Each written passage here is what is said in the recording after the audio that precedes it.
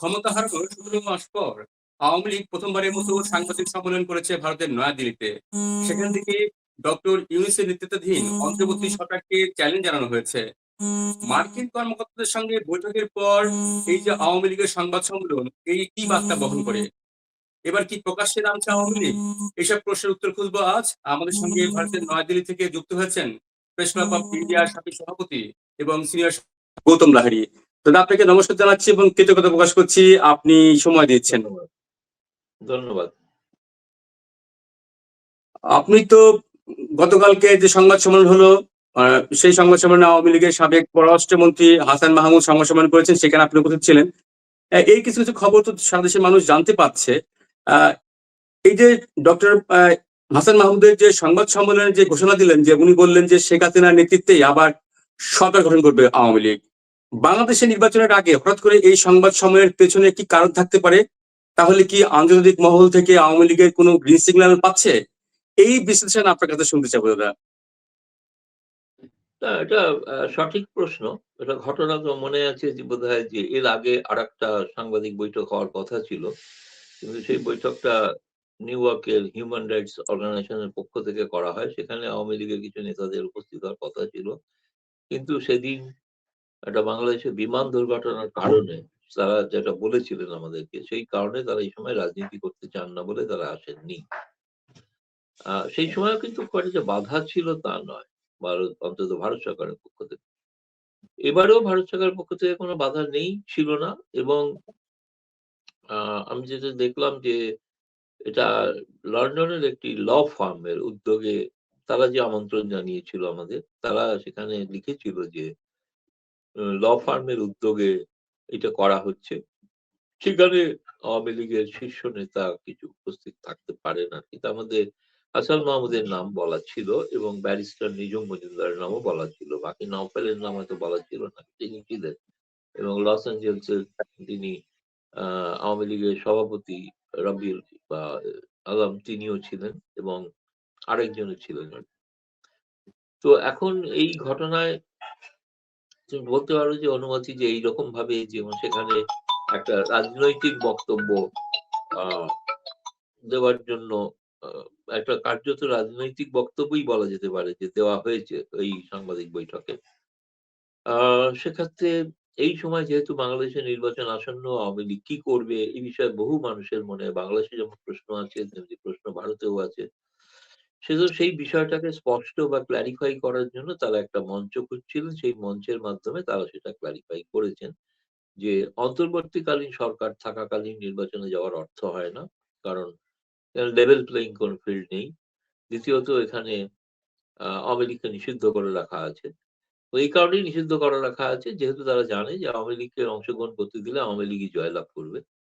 ফলে আমরা ভবিষ্যতে জয় হারি বা জিতি যাই হোক, জয় পরাজয় যাই ঘটুক, আমরা কোনো অন্তর্বর্তী কেয়ারটেকার সরকার যদি গঠিত হয়, তখন তারা যদি নির্বাচন ডাকেন, তাহলে সেই নির্বাচনে আওয়ামী লীগ অংশগ্রহণ করতে প্রস্তুত এবং সেখানে তারা যাবে। তো এইটা এক। দ্বিতীয়ত এর সঙ্গে তুমি চাও সবসময় নতুন খবর। নতুন খবরের মধ্যে একটা নতুন খবর হচ্ছে যে এটা ১ম যেরকম হলো ভারতের জাতীয় প্রেস ক্লাবে, তেমনি ভারতে দিল্লিতে একটি বিদেশি সাংবাদিকদের একটি সংগঠন আছে, ফরেন করেসপন্ডেন্টস ক্লাব। সেখানে আগামী ২৩ তারিখে সেখানে এরকম আরেকটি সম্মেলন হবে, যেটা নিউ ইয়র্কের হিউম্যান রাইটস এর অর্গানাইজেশনের পক্ষ থেকে আয়োজন করা হয়েছে। আমরা যেটা শুনেছি এই ১ম শেখ হাসিনা ভার্চুয়ালি ভারতীয় সাংবাদিকদের সঙ্গে মিলিত হবে। ফলে সেই এবং সেটা লাইভ টেলিকাস্ট হবে। সেটা লাইভ টেলিকাস্ট ফেসবুক এর মাধ্যমেও হতে পারে। ফলে সেটা তোমরা ঢাকাতে বসেও দেখতে পারবে। আচ্ছা। আ বা যে যেখানে আছে সে সেখান থেকে দেখতে পারবে। সেখানে শেখ হাসিনা কি বলছেন সেটা একটা বড় কৌতূহল থাকবে সকলের মধ্যে। এখানে তো মন্ত্রীরা বলবেন এবং এই আমি সংক্ষেপে খালি বলে দিই যে আমার কাছে মনে হয়েছে ৩ টি গুরুত্বপূর্ণ বিষয় ছিল এই সাংবাদিক বৈঠকে।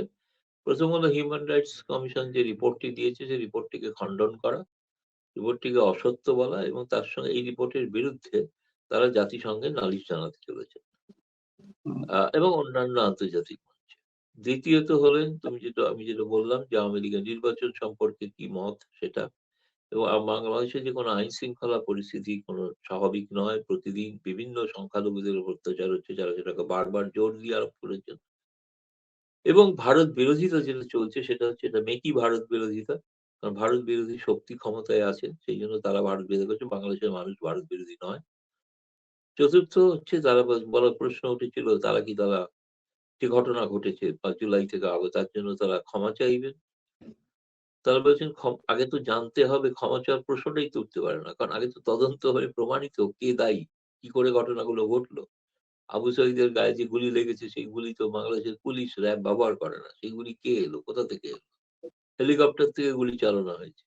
হেলিকপ্টারের থেকে গুলি চালানোর ক্ষমতাই বাংলাদেশের হেলিকপ্টারের নেই। রাবার বুলেট ছাড়ার ক্ষমতা আছে।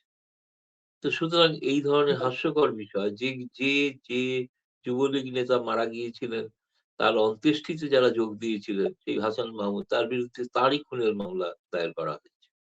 নিজুম মজুমদার তিনি মায়ের চিকিৎসার জন্য ভারতে ছিলেন, নফেল ছিলেন না, তাদের বিরুদ্ধে মামলা দেওয়া হয়েছে। ফলে এই বিষয়গুলো, অথচ তাদের ইন্টারভিউ নিয়েছিল হিউম্যান রাইটস কমিশন।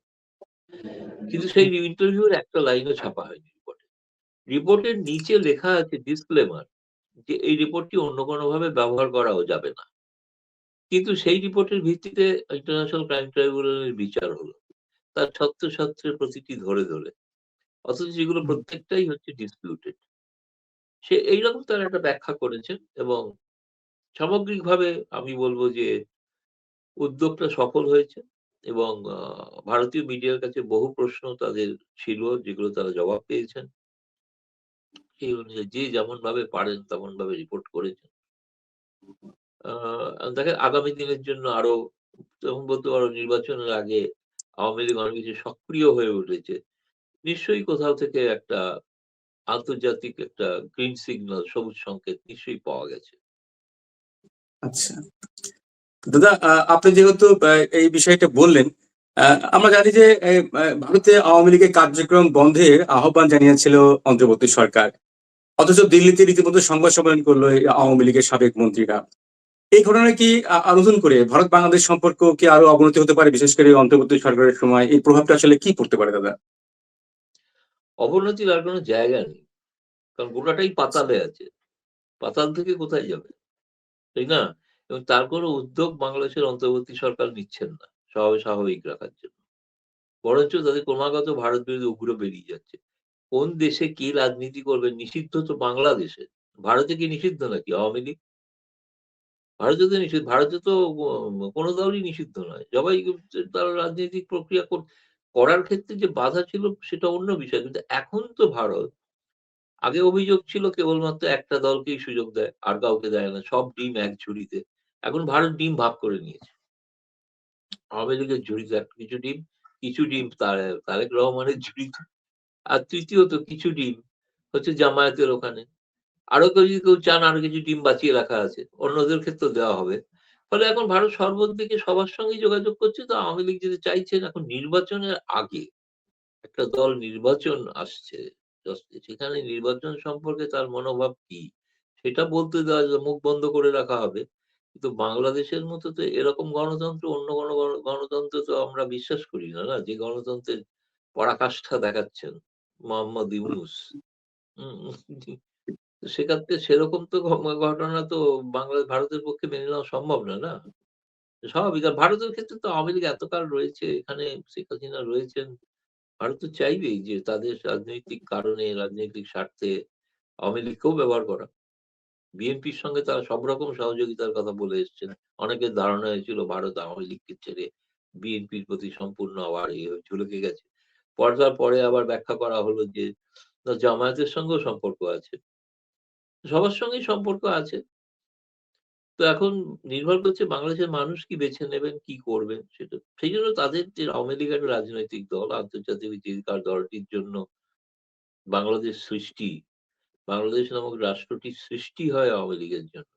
সেই দলটি নির্বাচনের বাইরে থাকলে তো নির্বাচন তো ইনক্লুসিভ হয় না। সেজন্য তাদের মতামত কি সেটা বলার একটা সুযোগ দেওয়া হচ্ছে এই আরকি।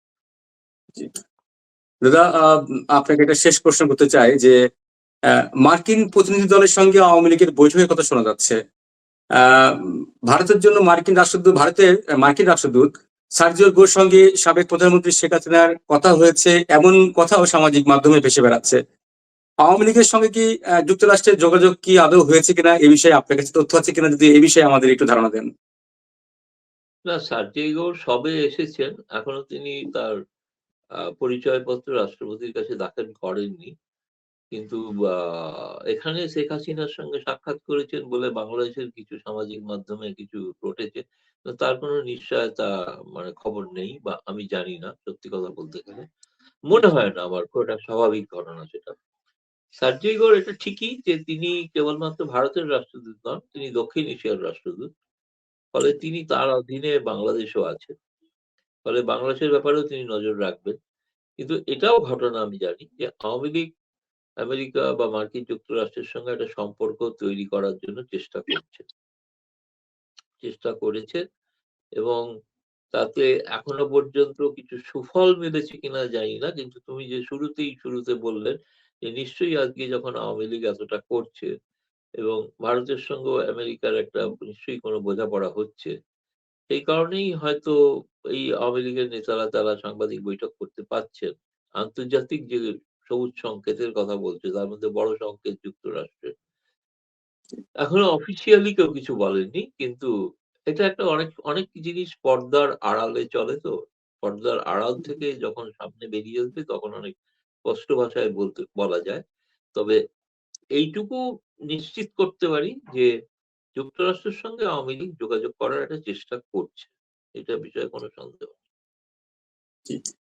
আহ, হ্যাঁ, আপনার এই বিশ্লেষণের মাধ্যমে অনেক কিছু পরিষ্কার হলো, কারণ সামাজিক মাধ্যমে অনেক তথ্য অপতথ্য ঘুরে বেড়ায়, মানুষ বিভ্রান্ত হয়। আপনার কাছ থেকে একবারে পুরোপুরি ঘটনা জানা গেল, এবং আপনি যে আওয়ামী লীগের সাবেক মন্ত্রীদের যে সংবাদ সম্মেলন হলো সেইটা নিয়ে বিশ্লেষণ করলেন, এবং বাংলাদেশ ভারত সম্পর্ক নিয়েও কথা হলো।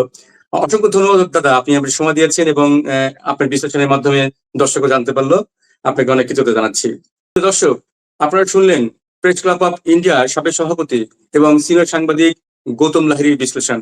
এ বিষয়ে আপনি আপনার মন্তব্য জানাতে পারেন, লিখুন কমেন্ট বক্সে। আর ভিডিওটি শেয়ার করুন, লাইক দিন, সম্ভব হলে আমাদের চ্যানেলটি সাবস্ক্রাইব করুন। আর এতক্ষণ আমাদের সঙ্গে থাকার জন্য ধন্যবাদ।